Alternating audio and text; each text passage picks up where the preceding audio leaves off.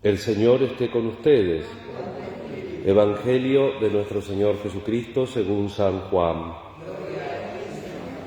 Durante la última cena, después que Judas salió, Jesús dijo: Ahora el Hijo del Hombre ha sido glorificado y Dios ha sido glorificado en él. Si Dios ha sido glorificado en él, también lo glorificará en sí mismo y lo hará muy pronto. Hijos míos, ya no estaré mucho tiempo con ustedes, les doy un mandamiento nuevo: ámense los unos a los otros, así como yo los he amado.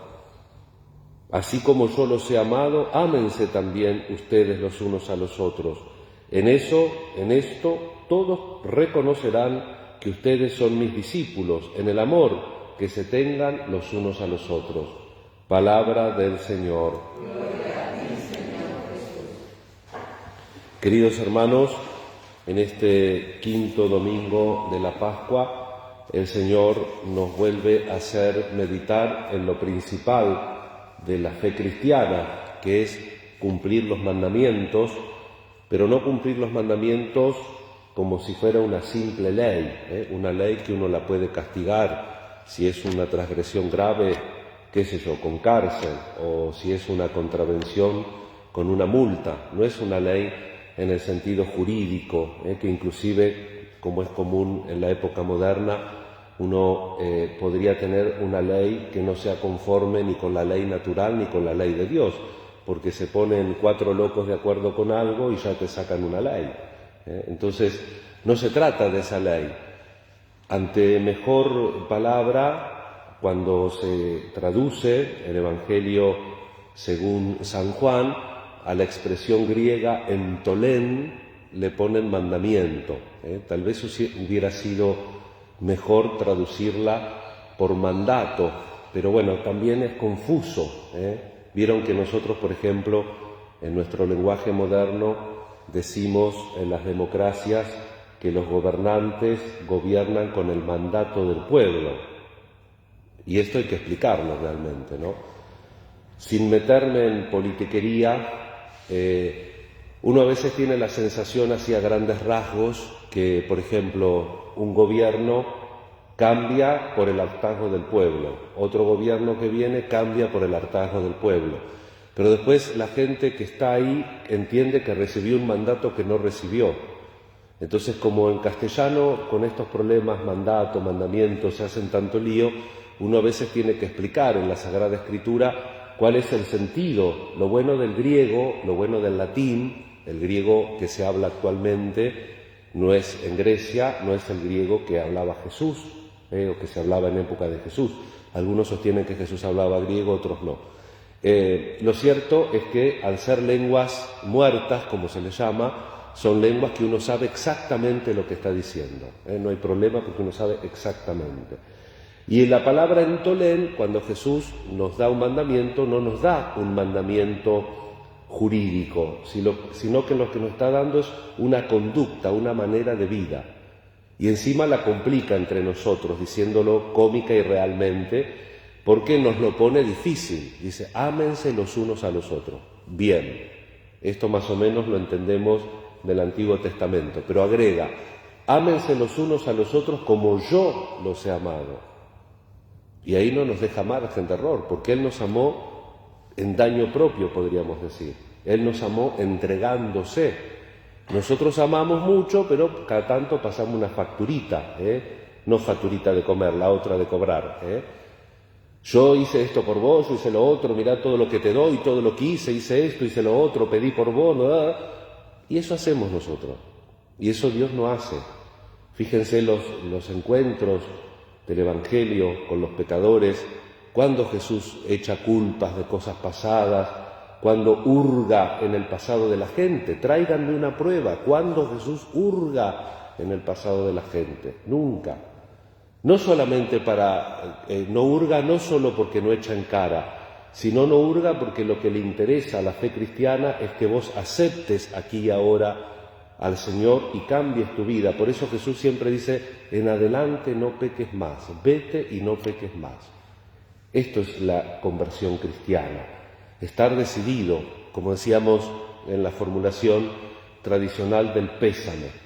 Propongo firmemente, en el catecismo dice, con tu ayuda, no pecar más y evitar todas las ocasiones próximas de pecado. Amén. Me pesa lo otro, pero me lanzo hacia adelante. Es importante que nosotros entendamos la conversión como algo del presente de nuestra vida y como algo constante que tiende hacia el futuro, hacia una comunión más plena y más fuerte con el Señor. Y fíjense que la liturgia hoy la quiere complicar un poquito, porque hemos leído un evangelio bastante pequeño. De hecho, en la traducción castellana tiene 2 párrafos solamente. Hemos leído solamente 2 párrafos del capítulo 13 del Evangelio de Juan, este discurso que el Señor da en el contexto del cenáculo, de la última cena, son confidencias de su corazón, se despide de los discípulos, está por entregar su vida por todos nosotros, y se podría haber obviado el que puso el Evangelio en el leccionario que estamos utilizando para el quinto domingo de Pascua del ciclo C, se podría haber ahorrado después que Judas salió. ¿Para qué lo nombra Judas? Ayer celebrábamos a la mañana a San Matías. En la homilía que yo pongo en YouTube habitualmente preguntaba qué misterio la elección de Judas, ¿no es cierto? Entonces yo ya alguna vez seguramente que compartí con ustedes esta reflexión. Desde el punto de vista humano, el de Judas es un proyecto fallido, porque Judas y Jesús dice, ay de aquel por quien el Hijo del Hombre sea entregado. Pero fíjense Pedro, que lo niega, se arrepiente y utiliza un camino correcto de arrepentimiento, llora amargamente y después termina entendiendo. Lo vemos en los Hechos cuando predica, entiende lo que antes no entendía. Y Judas también se arrepiente, pero toma un camino que no era el conveniente. Se arrepiente porque devuelve a los sumos sacerdotes y a los ancianos las 30 monedas y dice, no las quiero porque esto es producto de una traición. Pero se va y se suicida. En una ocasión, comentando este texto, el Papa emérito, Benedicto XVI, decía que no nos toca a nosotros ponernos en lugar de jueces, de Dios. Dios solo en su misericordia y en su justicia sabe lo que hizo con Judas. Pero sí que nosotros nos preguntamos qué sentido.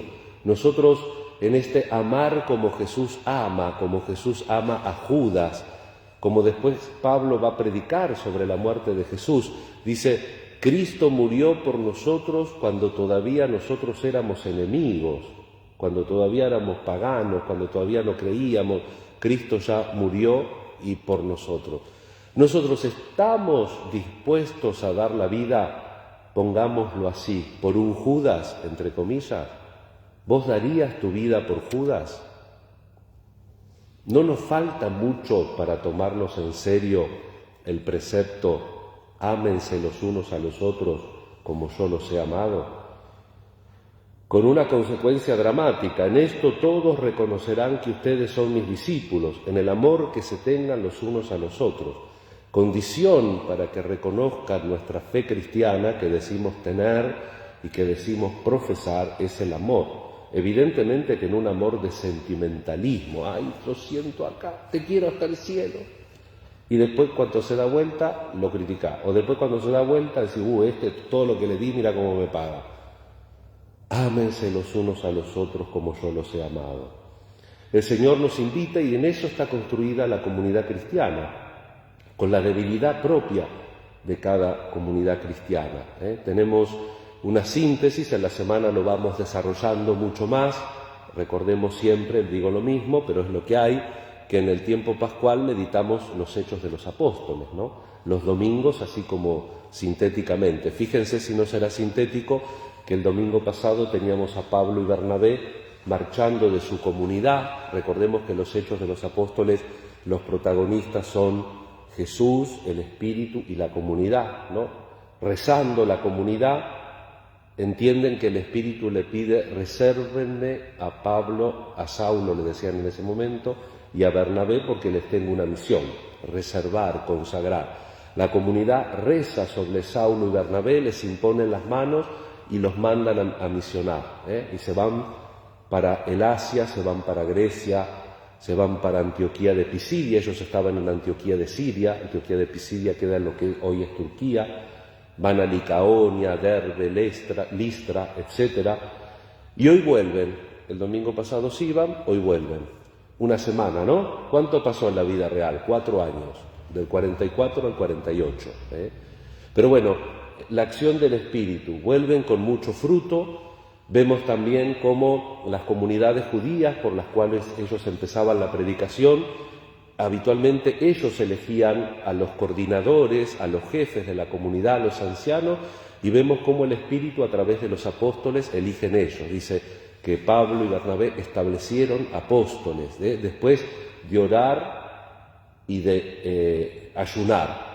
Nosotros también en las iglesias nuestras tenemos, a través de los obispos, que son los sucesores de los apóstoles, ponen a los presbíteros. A mí me puso el obispo anterior, no sé si habrá orado y ayudado mucho, pero salí lo que salí, pero cada uno, y los que vinieron antes, los que vengan después, cada uno con sus particularidades, pero todos con el desafío de mostrar este evangelio, este testamento del amor de Jesús en la última cena.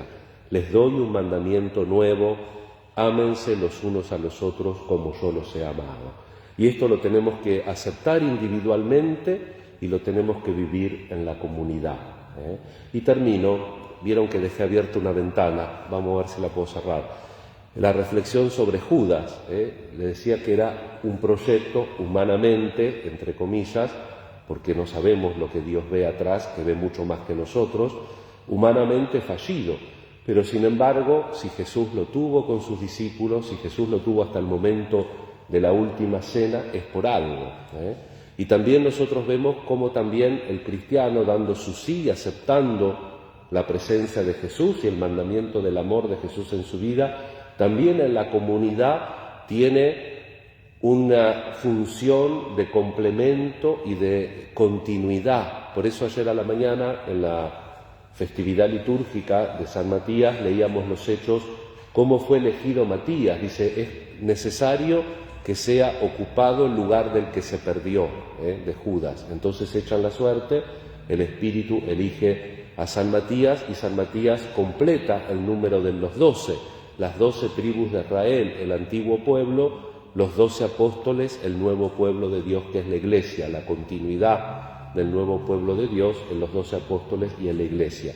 Y así también nosotros en nuestra vida, hermanos, con la fidelidad, como también el viernes fue Fátima, ¿no? Nosotros los primeros sábados de mes, muchos de nuestra comunidad hacen el desagravio. ¿Y qué hacemos los primeros sábados de mes?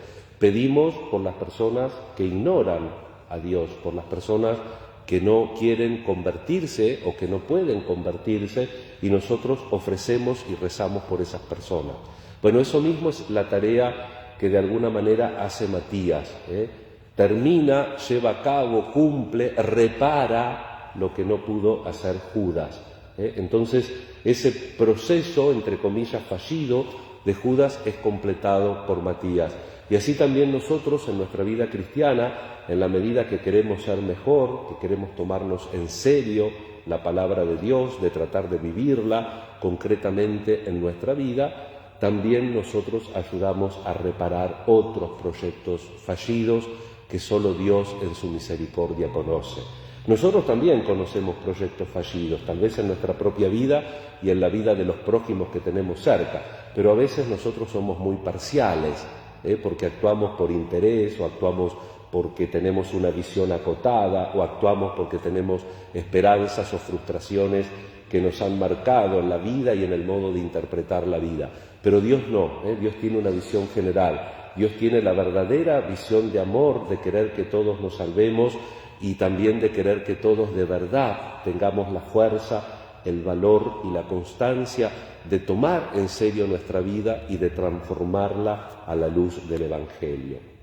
Miremos entonces nuestra vida, miremos nuestra comunidad, miremos nuestra familia, miremos nuestra diócesis. Hoy tenemos la visita de la imagen de catequesis de la Asunta al Cielo, María Asunta al Cielo, que es la patrona de nuestra diócesis, ha venido a visitar la catequesis, pero también a nosotros a recordarnos que somos parte de ese pueblo, de esa iglesia que nos narra los hechos de los apóstoles y que somos también nosotros, y que así como en ese momento, en la primera generación cristiana, así también en esta tenemos que dejar que los verdaderos protagonistas manifiesten la fuerza de la predicación evangélica.